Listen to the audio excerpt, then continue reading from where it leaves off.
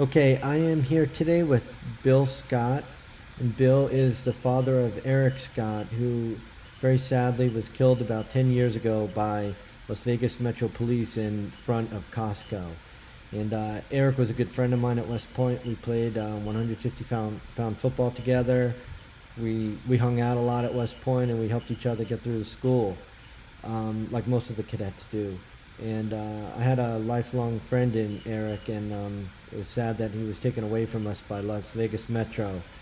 What's even worse is what Las Vegas Metro did after the shooting and the way the situation was managed.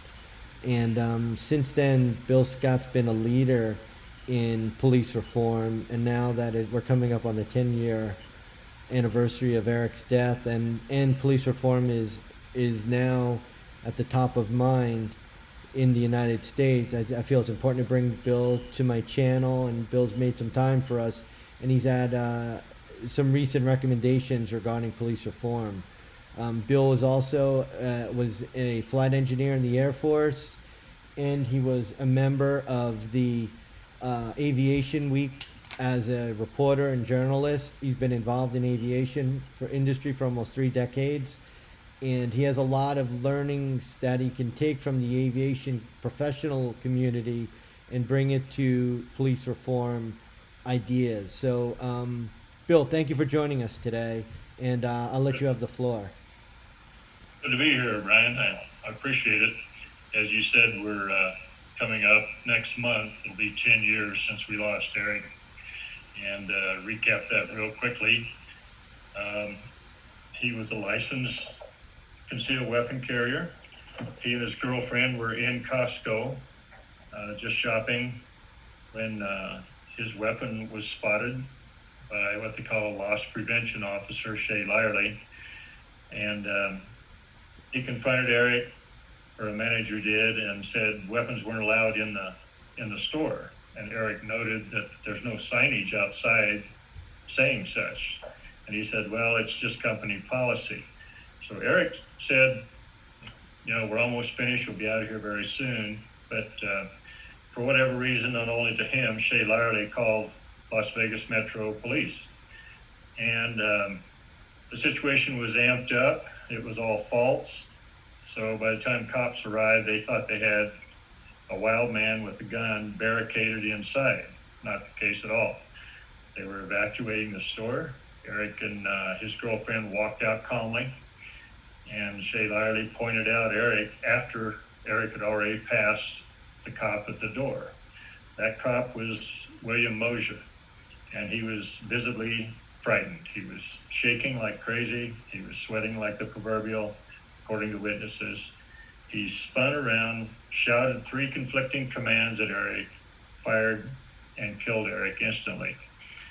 2 other cops at another door put another 5 in his back. Mosier fired twice. The other 2 cops fired 5 times. So Erik was dead before he hit the ground, but they still kept shooting. Anyway, as you said, the cover-up that ensued was just staggering. And we've proven that it was a cover-up, and those elements of truth are now in a book that was co-written by 2 people that can't be identified and a former cop named Mike McDaniel. It's called License to Kill: The Murder of Erik Scott. Before that, because I was banned from writing anything about the nonfiction case because we had lawsuits underway, I did write a book called The Permit, and that was fiction based on actual events. So between those 2 books, any readers really know the inside story, and will have some excellent insight into why police reform is so incredibly important nowadays, because frankly, policing is out of control. Yes, there's a small percentage of police officers that fall into the rogue category. They're bad cops. Most cops are good and doing their job properly. So I joined forces years ago with another Air Force officer, veteran, retired Lieutenant Colonel Michael Bell. his son also was killed by police officers in a very egregious shooting up in Wisconsin. When Mike and I started comparing notes, we came up with the concept that looking back to our Air Force and aviation careers outside the Air Force, we said, wait a minute, things are much different in the aviation community and aerospace community as well. So how does it work over there?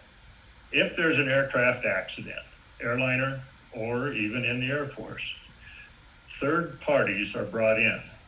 In the civilian world, that third party is the National Transportation Safety Board.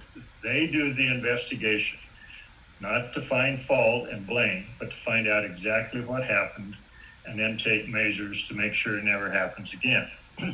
The equivalent takes place in the military community too, in the Air Force, Army, Navy, Marines, anytime they have an accident. The bottom line is, if the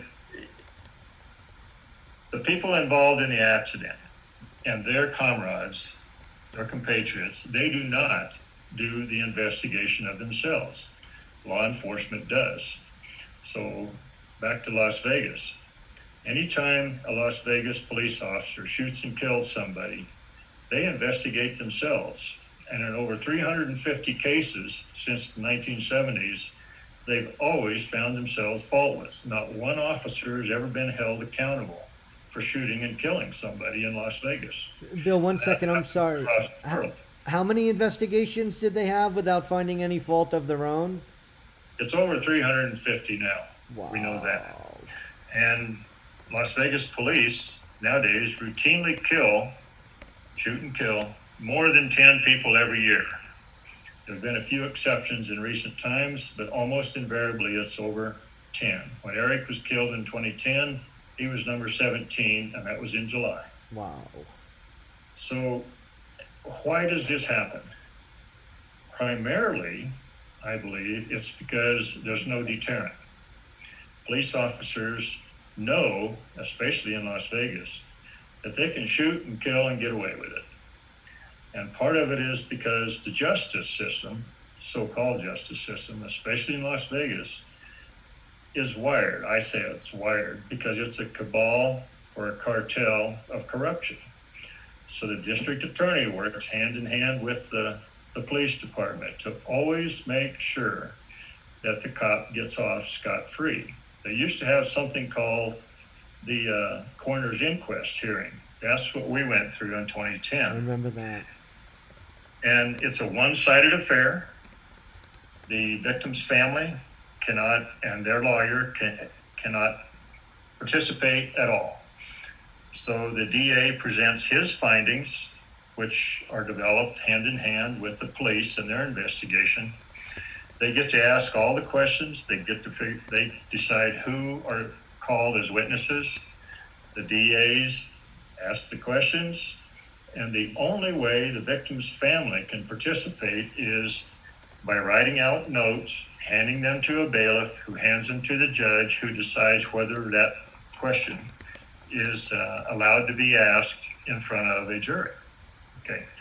Well, makes you wonder why cops are always found faultless, right? It's a one-sided affair. So we fought that a lot with some tremendous allies there in Las Vegas. Got it changed, but thanks to police unions, which is the other major stumbling block to police reform, the only thing that changed was the name. There's no longer a jury. There's no longer an inquest hearing. So the cops' findings, they do their own investigation, write their own investigation report, hand it to the DA. He looks at it and he decides, one person decides whether that cop should be held accountable or not. Surprise, surprise, not a single cop has been held at fault or found at fault since that system went into being. How can that be? It's because police unions are so strong. And so as many of the reforms that Mike Bell and I have proposed, we borrow from the aviation industry and say, if law enforcement would adopt these, we would have far fewer killings because police officers would be deterred. there would be a deterrent in place. And I'll turn it over to you for any comment, Brian, but I can step through what some of those suggestions are. Yeah, so Bill, one of the things that most of the folks on my channel have been looking at is the body camera footage, Mhm. and I'll just you know put it out there. It seems, and I know that you were one of the leaders in getting body cameras placed on the cops. One of the concerns we have is that the cops are using these body cameras as their own sort of Hollywood um, scenery. Like the cops are treating themselves as cinematographers, and they're getting little highlight videos of events. And what we've seen timestamps being fogged over. We've seen timestamps that with missing seconds, and I don't know how that occurs. Digital clocks don't just jump around. Um, so, and we're seeing the importance of body camera footage, but even in the case of the recent shooting of George Floyd, we only see bits and pieces of the body camera footage. So it seems that these body camera footage are highly edited by the departments. So, how do you feel as someone who helped bring body cameras to reality, to seeing sort of where it is today with the way the police are kind of manipulating this new medium of transparency? Doesn't surprise me, Brian. Those were some of the potential problems we saw when we were advocating for putting body cams on every single police officer in the nation, starting with every police officer in Nevada. Um, at the request of somebody who was putting a bill forward in Nevada back in the roughly 2014, 2015, as I recall, I testified before a committee and pointed out that there must be built in to the body camera program deterrence. There should be ramifications for altering the video, for quote, accidentally forgetting to turn the video on when you have an encounter with a civilian, they call them. And and that was not done. So there are body cams out there now, but the police department immediately has access to any video, and that's why you're seeing these changes that you just described. Okay. However, when we were first proposing it, the cops were saying, well, if we have to wear them, we have to be able to review it before we turn it over for public viewing, right? Because we don't want to, shock anybody, because we deal with some pretty bad things, right? Well, time and again, we were saying, no, that video must be handled by a third party, ideally the body camera manufacturer that would process the film, or not the film, but the video data, and make sure it's always held in third-party hands. And a lot of that is for legal reasons. You have to have the chain of custody of the video, no different than any other evidence involved in a case or an incident. That's not being done today. So, as we've seen in the George Floyd horrific choking to death, you don't see everything. And even the body cam video of the killing in Atlanta the other night, you only see bits and pieces of it on the news, right? And even some of that comes from security cam video. It's not even body cam. So it's a store nearby that happened to catch the incident, let's say. So body cams are definitely not the answer. So then you go back and say, well, they were set up to be a deterrent to the cops. Well, the police routinely have been able to manipulate video. Going back to my son's killing, there were any number of security cameras there at Costco.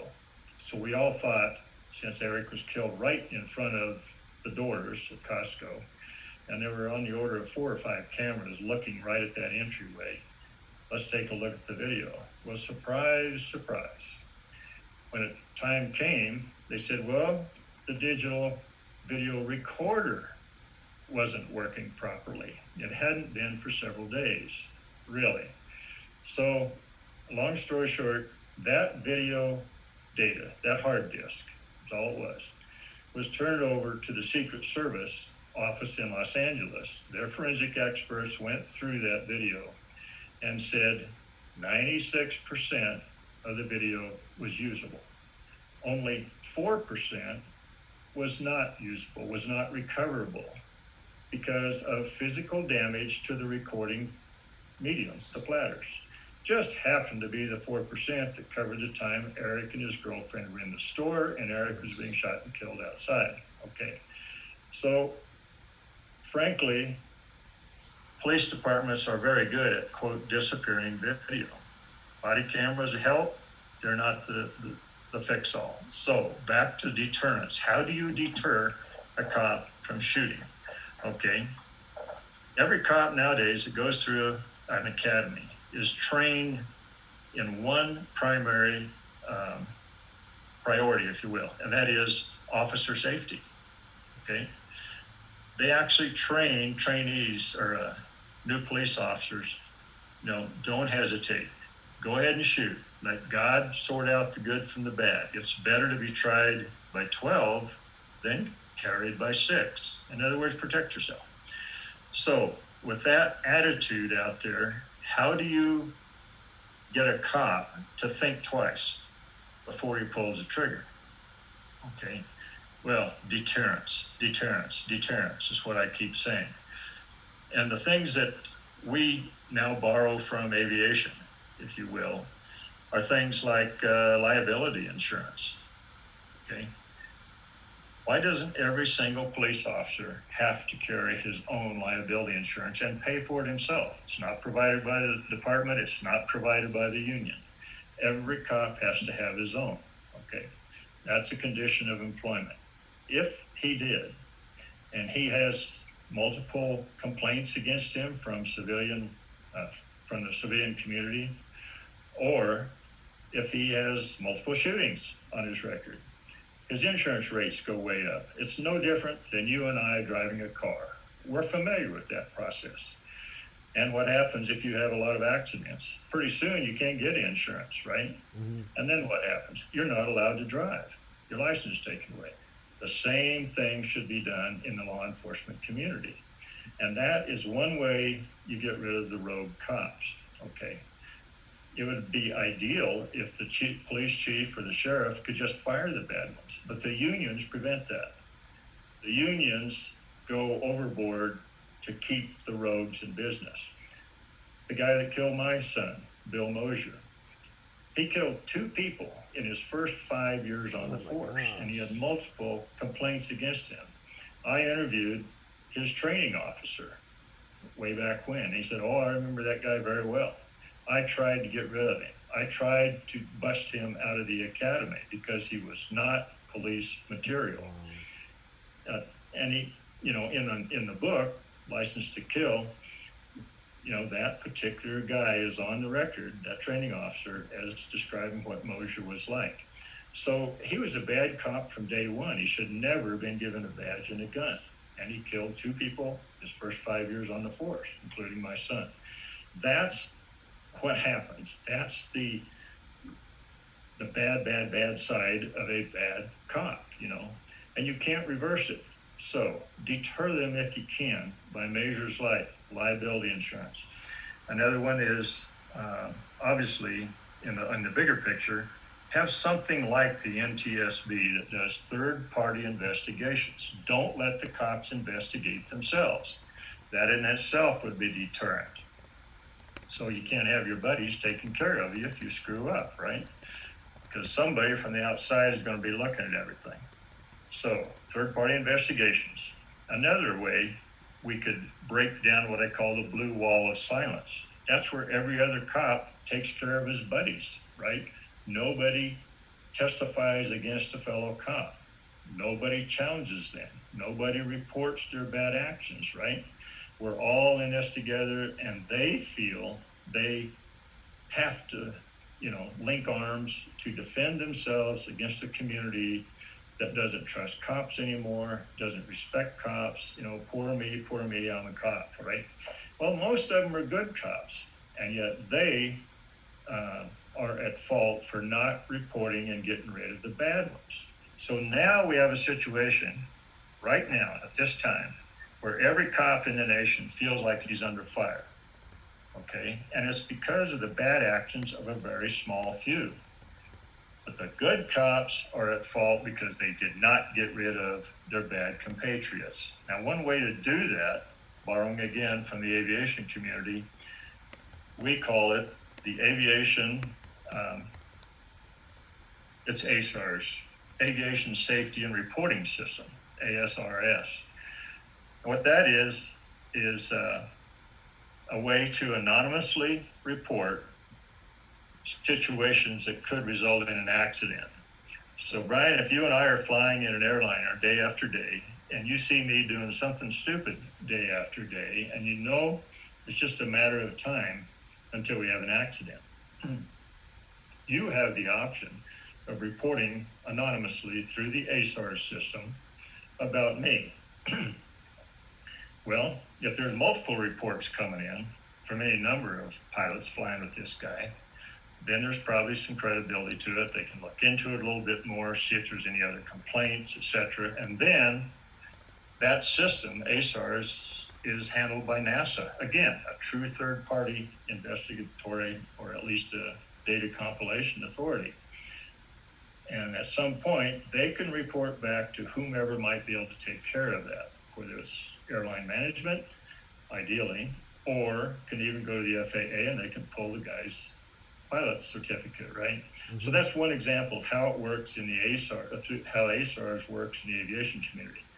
If law enforcement had the same thing, good cops would not put their jobs on the line, and they would not be subject to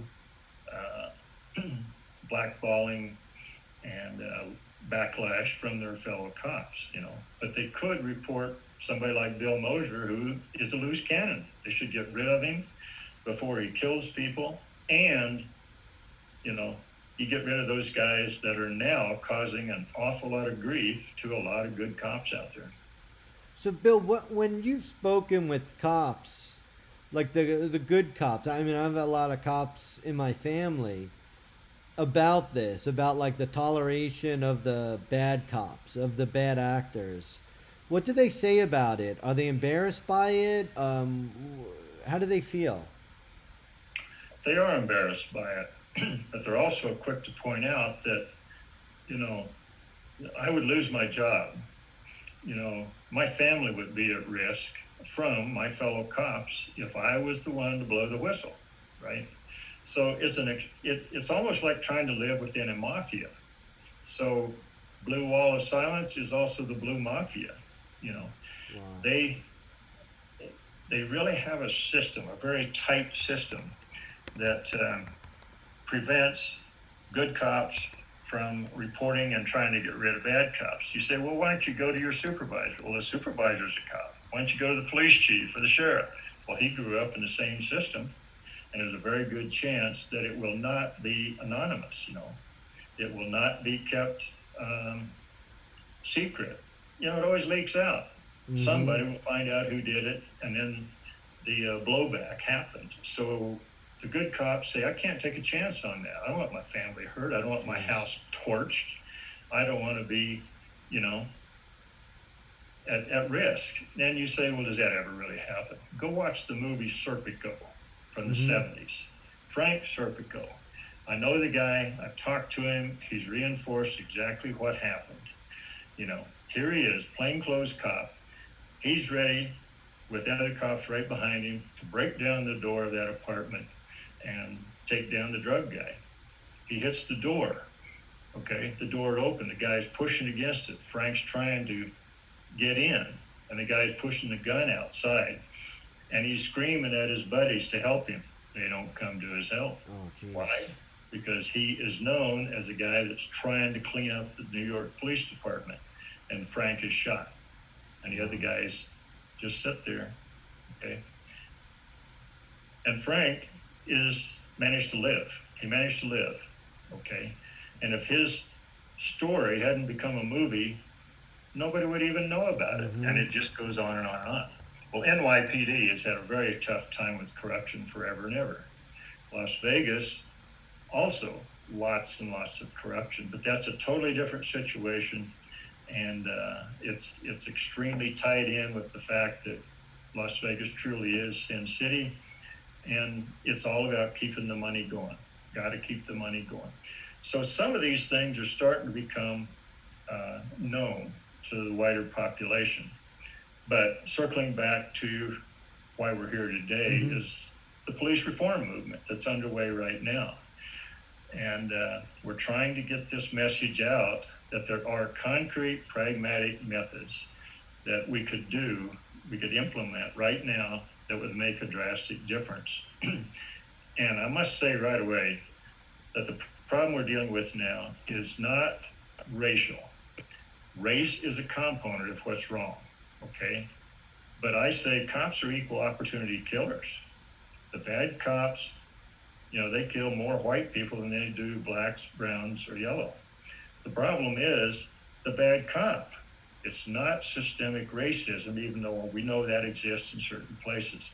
So how do we attack and get rid of the bad cops? Deterrence is one. Third-party investigations, anonymous reporting system of some kind.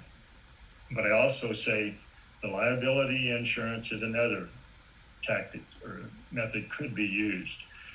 But why not have an annual recertification of every law enforcement agent in the nation? Right now, the way it is, you go through the academy, you become a cop, and every year you have to go in and probably go on the range and fire to recertify yourself that you can shoot and hit something, right? But why not have, as part of that recertification process, a psychological reevaluation every single year, And some good cops are even saying that they should have a lie detector test, a polygraph. So that's something to think about. But the other one is plain old re-education on the Constitution and the Bill of Rights, so that they get the idea that they are not gods, okay? That they work for you and me. They work for, the citizens of the United States, the taxpayer who pays their salaries, okay? We need to reinstill the mental aspect too. And this protect and serve idea instead of law enforcement. These guys used to be called peace officers, right? And language matters. We hear that all the time now. Language matters. Call them peace officers instead of law enforcement. Protect and serve, and reinforce what that really means. It is Constitution based, okay? And then one last thing I'd like to get out there is we desperately need what I figure should be a federally funded crash program to develop very effective non-lethal means. So just imagine, not a taser, but some kind of a handheld weapon that will cause an effect at a distance, okay? So let's say a cop fires it. It's just an electromagnetic beam, electrostatic or something, that essentially has the same effect as a taser. It knocks somebody down, does not kill them, but it disables them, so that, a suspect can be controlled very easily. You don't have to worry about them fighting back and running, that sort of thing. So they're disabled temporarily, and then even if they're handcuffed, then you can have a conversation or whatever. But at least you don't kill thousands of people and say, Mm-hmm. shoot, I'm sorry. Right Bill, now, cops are killing more than 1,000 people every year. oh my God, 1,000 people every year get killed by cops? Yes, it's on the average of 3 to 3.2 people per day, every single day of the year. And that happens day after day after day. So every 3 years, we have a 9/11. We kill over 3,000 American citizens. What if the aviation industry was doing the same thing? Had a fatal accident every single day, killing at least 3 people and over 1,000 a year. Would anybody get on an airplane anymore? Oh no, people No. would stop flying. Yeah, it's Bill. What is qualified immunity? Qualified immunity is, in simple terms, a get out of jail free card for a cop. Okay. What that means is that police officers cannot be held accountable for something that happens when they're doing their job, basically. Okay. So they get a little bit more leeway than you and I would. So if they kill somebody, they can always say, I had to shoot because I feared for my life or the safety of somebody else around them. So Lady Justice, blind that she is, or blindfolded as she is, and she's holding the scales, qualified immunity puts a brick on one scale. Okay, so the cops get a little more latitude. That's the easy way to put it. That came about by the Supreme Court. I believe it was in the 60s, and it has been a disaster for victims, if they live, and families of victims of police shootings. In our case, we had 2 lawsuits, and we were assured by any number of people we would win at the local level. But the cops were in Las Vegas, they were pretty cavalier about it. They didn't really care what we did at the local level because they were going to take it to the higher court. And at that time, it would go to the Ninth Supreme Court based in San Francisco. And the Ninth Circuit, they had the record of over 95% of the time finding in favor of cops. Wow. Well, if you have the money and the time and the wherewithal, you could let it go all the way to Supreme Court. It would take 10 years and probably $1 million, we were told. We didn't have that. Yeah. Okay, so just the fact that the Ninth Circuit Court of Appeals had that reputation was enough to kill our lawsuit. Okay, now, fast forward to now. Just this last week or two, some of those types of cases on qualified immunity made it to the Supreme Court. Unfortunately, the Supremes decided not to hear those cases. Wow. So people, and right now, some of the proposed laws or the bills being offered by the House and the Senate would modify QI, but we've already had senators and even the president saying qualified immunity is not on the table. It sounds good, so naive politicians were manipulated way back when by police unions that said, hey, we can't be held personally liable for doing our job, and things turned out bad. Mm-hmm. Well, the politicians said, yeah, that makes good sense. Let's put in place qualified immunity, and the Supreme Court went right along with it. But it has been a disaster for families, and it's been a get out of jail free card for cops. So that is definitely the opposite of deterrence. Mm-hmm. If you're pretty doggone sure that you're going to get off, whether through qualified immunity or a rigged system, and it is a rigged system in many places, justice system, why not shoot? Make sure that nobody, you or nobody else gets caught. Now, Wow. If I may, real quick. Sure. I hear over and over from police officers, well, you don't understand our environment. You have to make these split-second life or death decisions. So how can you know what we do? I said, hold it. I was a flight test engineer. I flew on airplanes testing, in very dicey situations. I jumped out of one airplane because it was going down. Wow. It crashed. The pilot was killed. The co-pilot and I barely made it. Co-pilot broke his leg in 3 places. I was the first guy out at maybe 1,500 feet above the ground. Now, test pilots, flight test engineers, in that business, you do have to make split-second decisions. Had the order to bail out in my case been delayed even 3 seconds, I wouldn't have made it. Nobody else would have either. Okay. But the other thing we're taught very early on is there's always time to think. Mm-hmm. As soon as things really, really go bad, you'd be surprised how much thinking can be done in 1 second, thanks to the phenomenon called time dilation. Okay? So 1 second feels like a lot more. When I had to get up and go to the back of the airplane and open and jump, I felt like I was was in a slow motion movie. Wow. Everything seemed to be going at very, very slow. The same thing happens in an airplane when you say, oh my God, we're on fire. Should I eject? Do I have to do something else? A lot of thinking can be done in 1 second.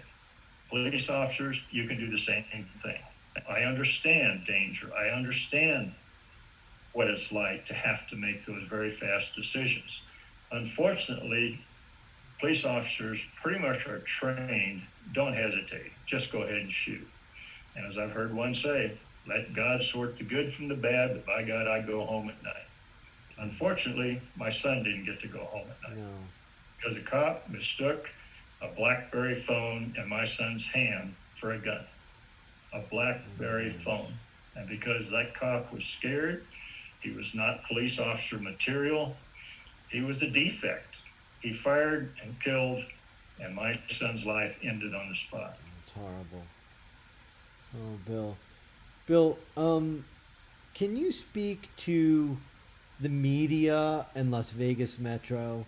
Because for some reason it seems like Las Vegas Metro is getting a free pass, and they've gotten a free pass for decades now. One example is obviously Erik. When Erik was killed right in front of hundreds of people at Costco, the media seemed to take the side of Las Vegas Metro, especially during the coroner's inquest. There was another case in 2017 where a man named Tashi Farmer Brown he was tased multiple times and then put in an MMA style rear naked chokehold. And all these cops and all these security guards for the local hotel were standing around. And sadly, Tashi Farmer Brown died. And this has not been on national news at all. And I've shared the video on my YouTube channel, and hardly anyone's ever seen it.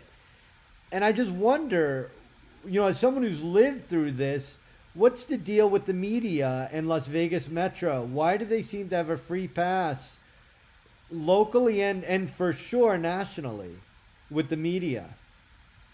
Good question, Brian. And of course, we bumped into that phenomenon very early on because we were having a really tough time getting Erik's story on the national stage, even though there was a national outcry, but it was strictly from the concealed weapon community. Okay.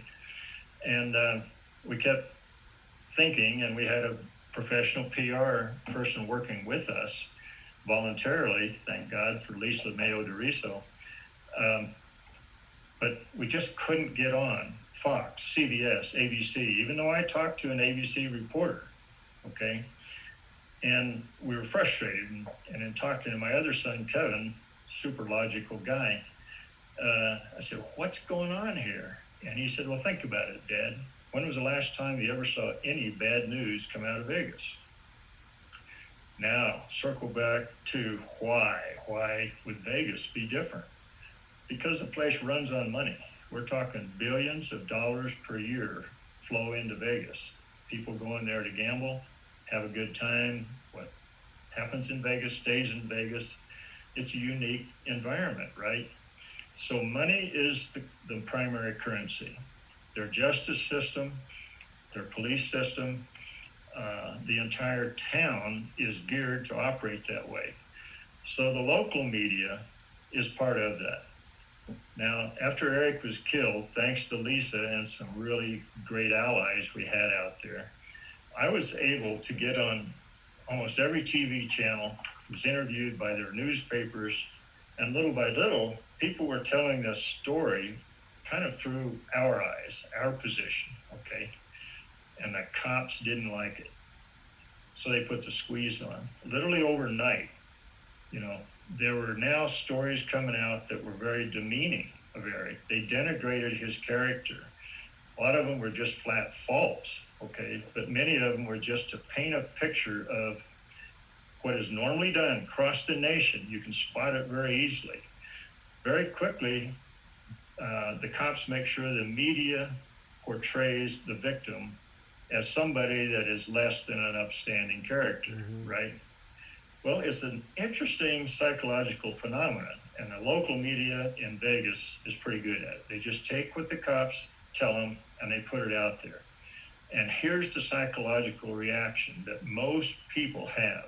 Well, the guy was a dirtbag. Isn't it a good thing that the cops took him off the street? We've seen it just recently. Every one of these victims, within a matter of days, you hear what a bad guy he was. And psychologically, we kind of say, well, not a big loss, right? Well, here's my son, Erik. They had a tough time doing that. Mm-hmm. He was one of your classmates. He was an award-winning, he was a decorated ex-Army tank platoon leader. He was a very, very successful businessman there. How are you going to denigrate this guy? Mm-hmm. Well, they did. They worked on it hard.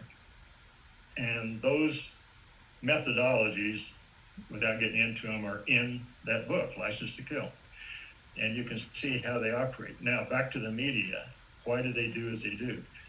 Once the cops got the feeling that there is too much positive stuff about Erik Scott out there, and Erik's old man is shifting the attitude of the viewers out there. And you could follow that by the comments on websites. Mm-hmm. So I did the first interview I did with George Knapp on Channel 8 out there. I known George from when I was a reporter before. And the next day, George called me and said, "You're not going to believe this." I said, "There's over 250 some comments on their website," because they just reposted that video of that interview on there. And he said, "And it's going crazy." He said, "We've never had anything like this." Well, the cops said, "We can't do that. We, the police, control the narrative. We can't have the victim's family controlling the narrative." So very quickly, they started putting out bad stuff. But there's one other factor. What is the currency, or what is the grease that keeps media alive and moving? Advertising, money, okay? Well, there was a kingmaker out there. They called him the Kingmaker in Las Vegas. He's the guy that controlled a lot of the advertising from the big casinos and whatnot. Well, that is how the Las Vegas Tribune-Journal and other outlets, all the TV stations, they rely on a lot of that big money coming from those big money outfits like the Wynn, Mandalay Bay, MGM, etc. And literally overnight, the media stories about Erik and our case changed dramatically. So again, we were kind of stunned by that, but we were told by insiders that the Kingmaker spoke. He called up Channel 8, the RJ, and everybody said, "If you want these millions of dollars of advertising, you better change the stories about Erik Scott." Wow. Now, you will never get an editor to admit that, but a few publishers did. They're the money guys, and they're the ones that go down and say, "Hey, you better change this around a little bit, or we're going to lose that, big advertising." And that, trickles right down to the reporter who says, "Good God, if I tell the truth, number one, my editor won't let me put it in the paper or on the news. And number two, I could get fired. And I got a big mortgage and a family to feed." Okay. So it always comes back to money. And in that case, the Kingmakers controlled the advertising, which controlled the money to these outlets. So the nationwide, that applies as well. Okay. And whoever, it's the golden rule. He who has the gold rules. Wow, it's so sad. I mean, for the folks that have been paying attention to the Vegas shooting, Ellen did this interview with the security guard, Jesus Campos, and it was a sham of an interview. I mean, Ellen was basically guiding this guy through the interview. And it was the only public interview, and this is the witness at the scene, the best witness we have in the biggest mass shooting in U.S. history, and he's doing an interview with Ellen, who has at the time had a slot machine deal with MGM. I mean, it's just like, are they serious? And they are. They don't care. It's just frightening. And then Hannity's down there throwing footballs, saying, "Hey, let's party." And where was he when Eric died? Where was he when Tashi Farmer Brown was choked out? Hannity wasn't there.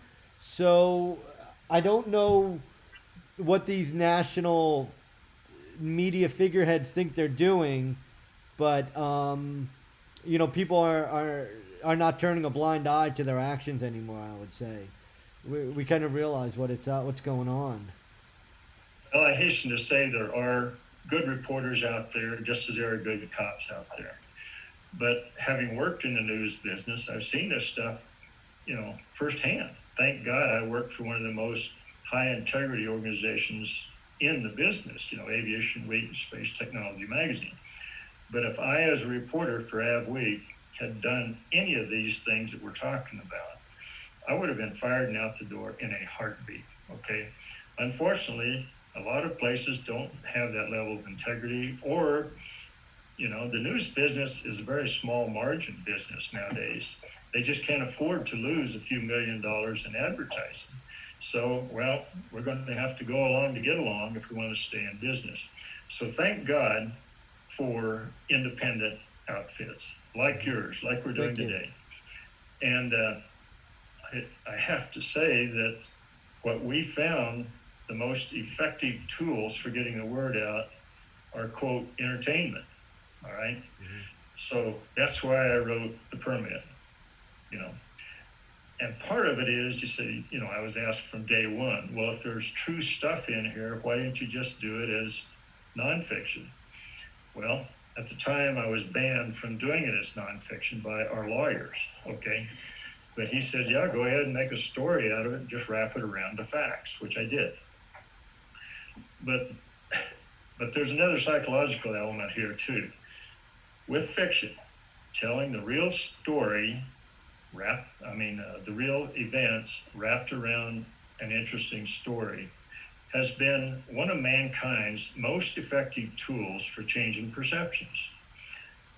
I call it fiction as a legal weapon, shaping the perception battlefield.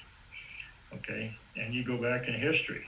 And in some presentations, I cite a few things like, if you remember the old movie On the Beach, what was that? Back in the 50s, it was about the horrors of nuclear war. Uh-huh. Okay, well, we had all heard about it. I was in grade school then, duck and cover, all of those things, but it wasn't real until you saw it on the screen. You saw a story and how people were affected by this. Did it have an effect? Don't know. Did it affect negotiations, policies, treaties? It's hard to say, but you'd like to think that as a global community, people came together and said, God, let's don't go there. Mm-hmm. All right. That's the power of fiction. All right. Now, fast forward to another movie, The China Syndrome. Mm-hmm. That was about a reactor that went bad, and got pretty dicey. That movie came out in '79 within 3 weeks of the 3 Mile Island real world reactor incident. And a lot of people have said what I'm saying, and that is the confluence of those two events in close proximity in time pretty much killed the nuclear power industry for over 35, now almost 40 years. Okay, that's the power. So by telling stories about what really happens in there, you can do a lot of things. With the permit, I also try to do one other thing. I warned the good cops, you better take care of your bad ones or it's going to come back on you. Mm-hmm. So through the story, we tried to show exactly that. And what does that do? Instills fear, doubt, and division in the target audience. It's plain old psyops. Oh, this community, Bill, is well aware of psyops, and we've seen channel after channel supposedly covering the Vegas shooting, and it seems like we're in psyop central. So we know that there's a lot of channels out there that seem to have been mixing fact and fiction, and with a little bit of glamour and Hollywood to it. And actually it really confused sort of this Vegas shooting investigation community, because there was a lot of that. So we could see how the fiction and entertainment often gets confused with the truth, but it has an influence on folks. And it's Yeah. something to be aware of as a communicator and as someone who's engaging in content too, to sort of read about what's what's the story telling me and things like that. Bill, I'm gonna I know we're almost on, and we're about over an hour. I'm going to open it up for a few questions in the chat. We've had a pretty active chat here, and I appreciate all the folks for joining us. I'll just open it up for chat, and with that, while I'm monitoring the chat, Bill, is there anything you wanted to share just before we end? Well, I really hope that some of these measures in Congress actually get turned into law and we see some serious police reform. The two things that I would love to see above all else is getting rid of qualified immunity, Mm-hmm. and I would love to see police unions banned. Not going Wow. to happen, I'm afraid. But even Franklin D. Roosevelt said it was a bad idea to have public employee unions in place because public employees are paid by taxpayer money, every employee there. And yes, they could be subject to abuse, and that's why unions came on the scene. But FDR was very aware of what has happened, and that is in the police world, the police unions are so powerful that they basically buy their overseers. So they buy city councils, they buy county commissioners for the sheriff's department. And, you know, those unions put a lot of money into certain campaigns. If their candidate wins, then that candidate feels beholden to make sure the cops get raises, that nobody, you know, badmouths cops or can get rid of bad cops. So it's a self-protection society. The unions are out of control, and there have been minor attempts to rein them in, and we have the opportunity now to do that. The unions know they're under fire right now, the police unions do. And they are coming to the table saying, well, we'll work with you on police reform, real police reform. Well, that kind of smacks to me of the old mafia saying, keep your friends close, but your enemies closer. So they want to be on the inside to affect any measures that take place. Those two things, I just have to say, would really affect true police reform. Absent those two, then some of the other things we've talked about earlier would help a lot. Thanks, Bill. One question, Bill, is from Ali M. and myself and a lot of the folks in this investigation community around the Vegas shooting know Ali M. because Ali M. does a lot of research for everybody here. So Ali asked, "Is that cop that shot Erik still a cop?" And I guess if you could answer, what happened to those cops that shot Erik after the coroner's inquest? There were 3 cops involved. None of them suffered any consequences whatsoever from the shooting. Now, one of them, Thomas Mendiola, he was later found guilty of giving a firearm to a felon. Wow. But in fact, the guy was trafficking in illegal arms all along. But that's the one they fired him. So they fired him from the Metro Force.